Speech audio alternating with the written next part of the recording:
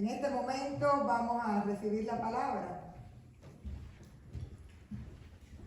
Y vamos a estar leyendo un solo verso, el verso 12 de Primera de Samuel, capítulo 7.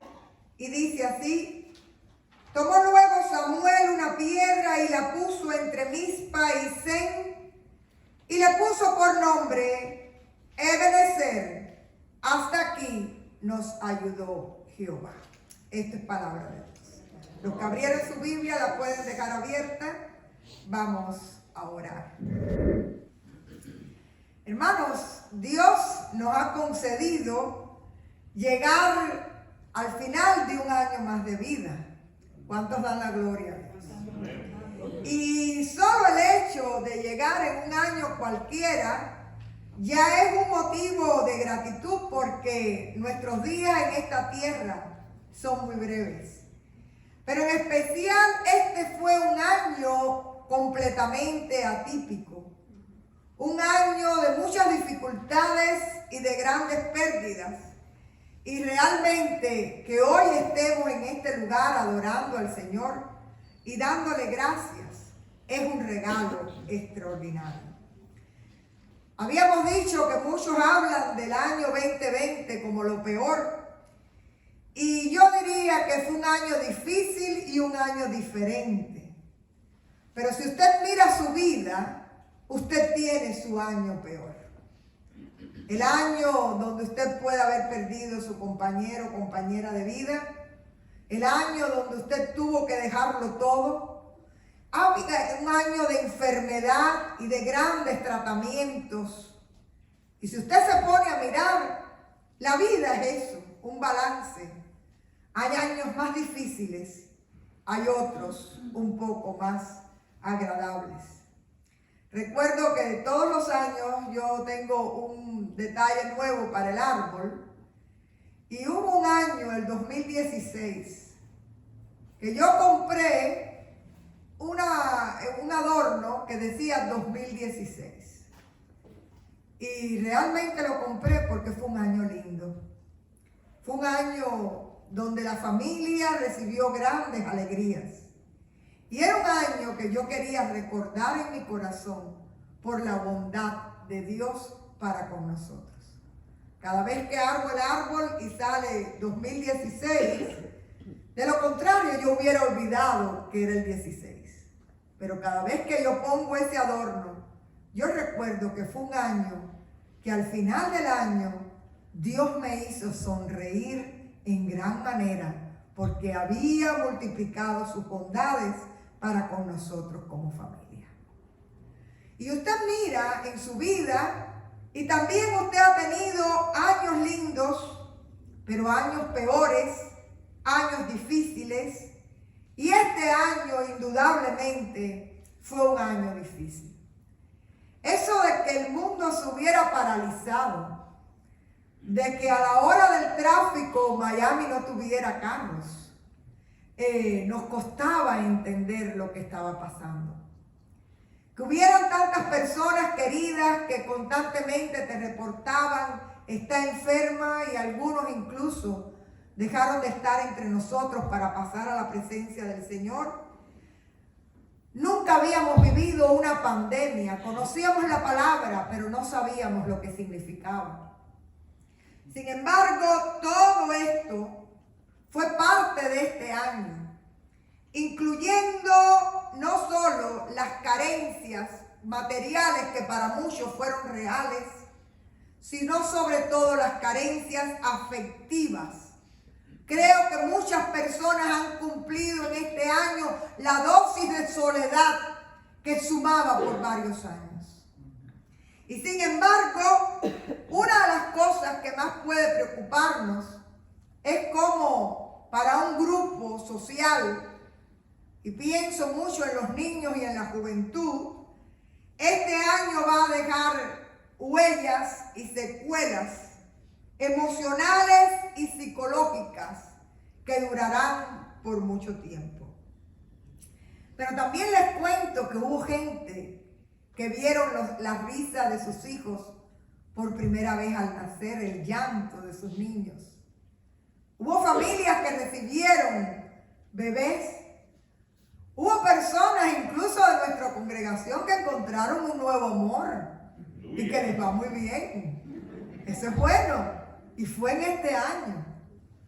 Yo tengo que estar muy contenta. Fue el año del matrimonio aplazado de mi hijo. Empezó en marzo y terminó en octubre, pero hubo matrimonio con una buena muchacha. Fue el año de las graduaciones, ¿verdad, Chabela? Hubo que ir a caminar con el auto y sacar globos. Y Dania y Aarón y Hansi y varias personas de nuestra iglesia este año también se graduaron. Y fue un año importante porque aprendimos a darnos cuenta de todos los afanes irrelevantes con los que teníamos cargadas nuestras vidas.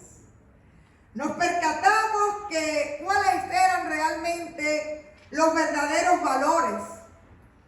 Y creo que nunca habíamos extrañado tanto un abrazo, un beso. Eso de el puñito, ya en realidad nos tiene como que hasta acá, ¿verdad? Pero nosotros que somos de besos y de abrazos, nos dimos cuenta lo que significaba. Nos dimos cuenta el significado que tenía la adoración compartida.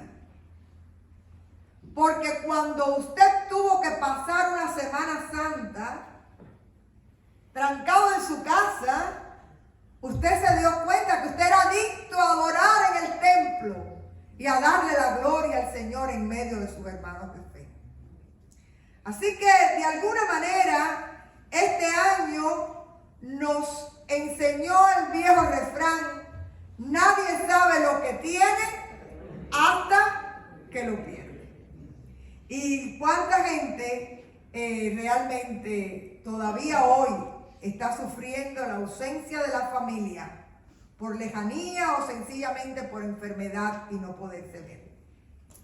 Pero déjenme decirles que en todo el tiempo que yo llevaba en este país, nunca había visto a la familia, los padres con los hijos, montar bicicleta por mi barrio.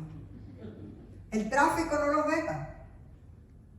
Y en la pandemia iban las 4 bicicletas, uno detrás del otro, los niños pequeños, los padres. Las familias se dieron cuenta que a veces eran desconocidos dentro del hogar, que no tenían ni diálogo después de las rutinas. Y como hubo que pasar tiempo juntos, tuvimos que reinventarnos en comunicación, en cosas por hacer. Hubo familias que se dedicaron a hacer manualidades, otras sacaron los juegos de mesa. ¿Desde cuándo no jugaban en familia? Y si usted se pone a mirar, también todas estas alegrías y todos estos motivos vinieron de la mano de Dios.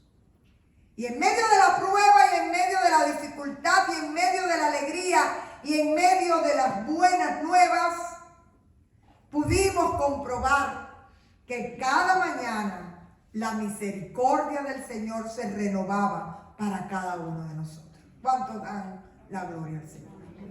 Cada mañana se renueva la misericordia de Dios. En lo personal y también como iglesia, porque el Señor nos lanzó a nuevas aventuras de fe de diferentes maneras. Y ahora, al mirar atrás, nos damos cuenta que Dios ha sido fiel. Este texto de Primera de Samuel 12 comienza realmente en el verso 3, es donde comienza esta historia, donde Samuel habla con el pueblo de Israel que se ha vuelto a la idolatría y ha olvidado al Dios verdadero. Y Samuel les pide que sirvan solo al Señor y que a partir de la fidelidad de ellos a Dios, ellos podrán ser victoriosos con un ejército como el filisteo, que es un ejército enemigo. Y en este sentido, dice que Samuel llama al pueblo de Israel y todos se congrega en Mizpa. Pueden verlo en el verso 5. Y Samuel les llama para él orar por el pueblo e interceder ante el Señor. Pero hay una frase muy interesante cuando todo el pueblo de Israel se reúne. En el verso 6, ellos aceptan que han pecado contra Dios y vienen ante el Señor en confesión y arrepentimiento, dejando a un lado todos los ídolos que hasta ahora habían estado adorando, para concentrarse en la adoración al Dios verdadero. Pero dice que cuando los filisteos se enteran que todo el pueblo de Israel se ha congregado, se dan cuenta que un golpe estratégico para un asalto es perfecto. Y lo tienen en el verso 7, cuando lo oyeron los filisteos que los hijos de Israel estaban reunidos en Mizpa, pues subieron contra ellos. Y realmente los israelitas tuvieron temor de los filisteos. Y hay un verso precioso en el verso 8, donde dicen los hijos de Israel a Samuel: no ceses de clamar por nosotros a Jehová nuestro Dios, para que nos guarde de la mano de los filisteos. Y ahí hay presencia de una oración en poder y en autoridad, una oración intercesora del profeta, del sacerdote por su pueblo. Y dice que en ese momento, mientras, verso 10, mientras Samuel sacrificaba el holocausto, llegaron los filisteos a pelear contra los hijos de Israel y Jehová tronó. ¿Qué querrá decir eso? Me gusta pensar que el Señor usó los elementos de la naturaleza, que hubo alguna tormenta, que hubo un viento recio, que hubo truenos o relámpagos. Dice la historia que Jehová tronó aquel día con gran estruendo sobre los filisteos y los atemorizó y fueron vencidos delante de Israel.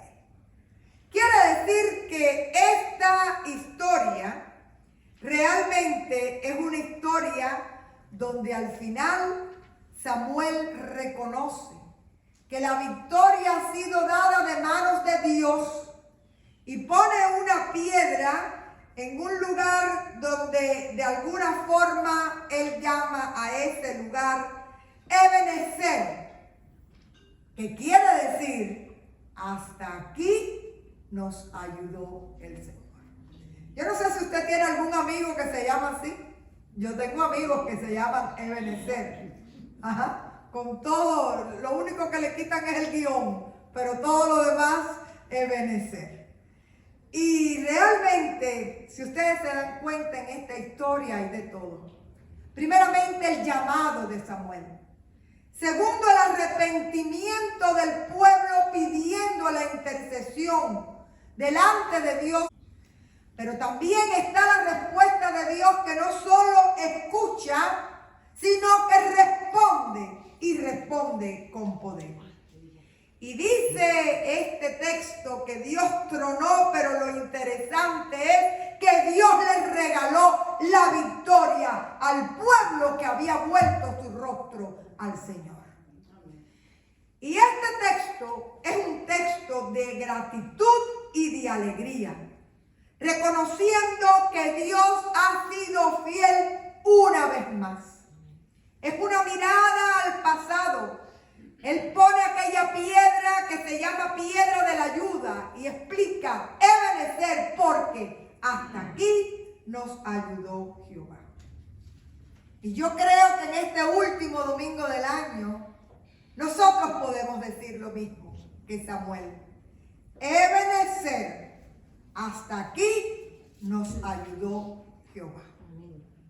Ebenezer, hasta aquí nos ayudó el Señor, quien fue pronto auxilio en la tribulación quien fue certeza en medio de la duda, quien fue confianza en medio del temor, quien fue consuelo en el dolor, quien fue incluso paz en medio de nuestras tormentas de vida. Porque nadie crea que la tormenta que se vivió fue el COVID.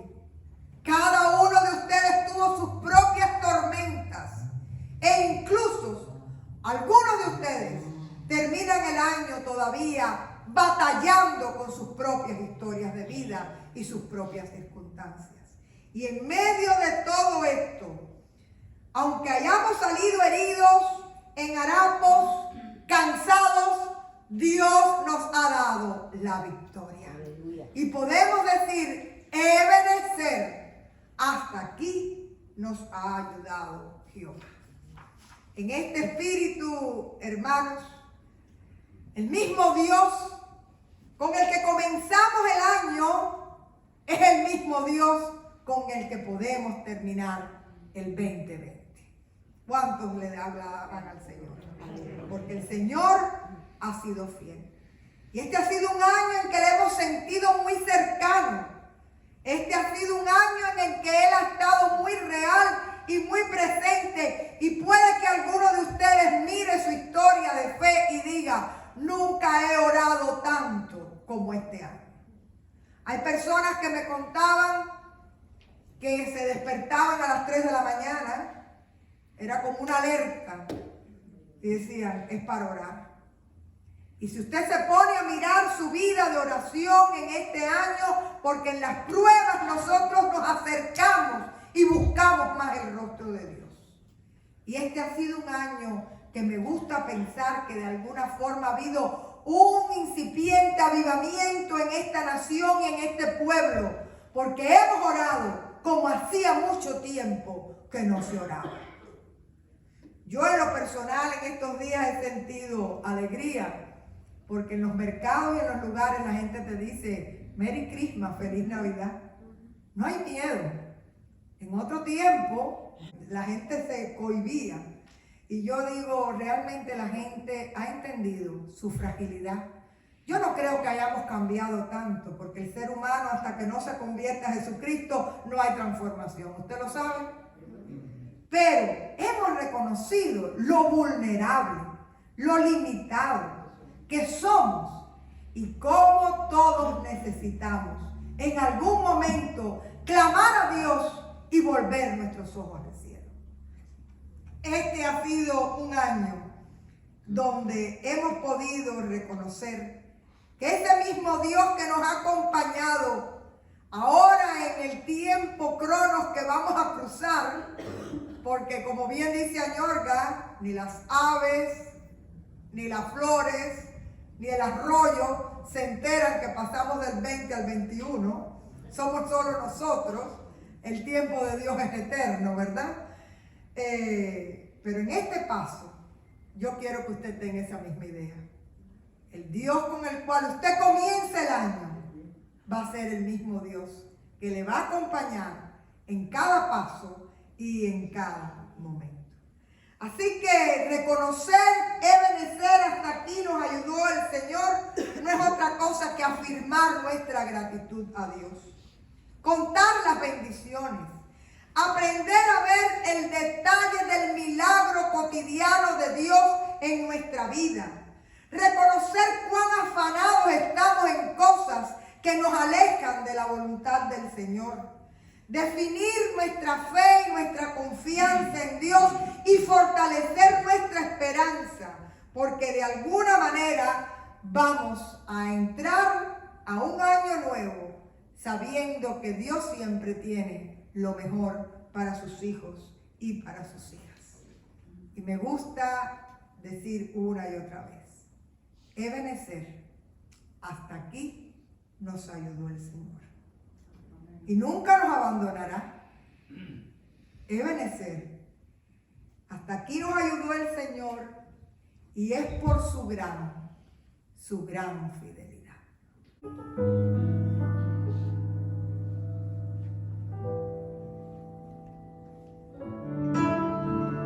Hasta aquí nos ayudó